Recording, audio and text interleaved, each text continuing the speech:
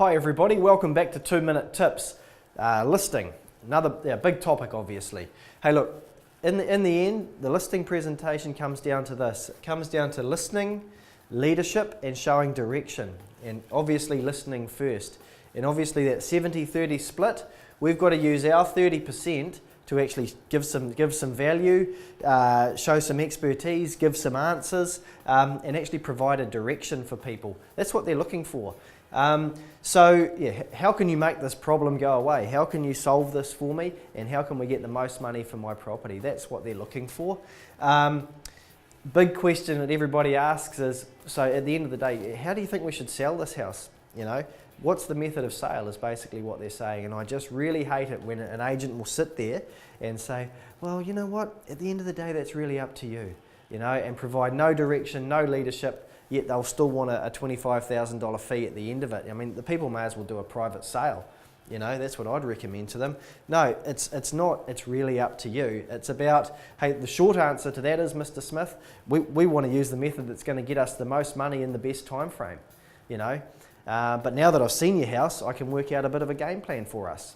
And that's a good way to cover that off. At the end of the day, they only get to sell it once, and you've got to take in the individual property and put something around that. Okay, to take that one step further, really good question to ask in relation to method of sale is, hey look, I see that you purchased this in 2004. Can I ask, what sort of sales process was that under? Again, silence, let them talk. Oh, it was an auction and oh shivers, the bidding was crazy. We ended up, you know, emptying our pockets and it was all diabolical and, you know, we felt bad and crazy, but we paid too much. Okay, auction, you know, that's where they're thinking. I know we bought at auction, John, and we were the only one there. I felt sorry for the vendors, it just didn't fire up. I think, you know, we actually got a bargain. You know, it's all about their perception of these things. So you've got to explore that, you know, you really do. And and then the next thing to cover off is, hey, look, at the end of the day, I always keep an open mind, you know, which we do going into these properties. Keep an open mind on method of sale.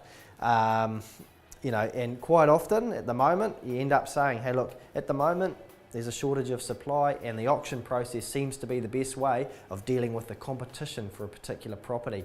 And at the end of the day, we only get to sell it once. So if we can create a competitive auction around this house, it could be a really good way to go. But that depends on what the client's looking for and also what you believe is best for that property. You want to be flexible. You don't want to get caught going way down one track, whether it's auction or tender or buy negotiation, and those only to find out these people have had a horrid experience with that. They're totally turned off it, their friends have had a horrible experience and they just don't want to know. You've spent the last 15 minutes going down that road. It's really hard to backtrack.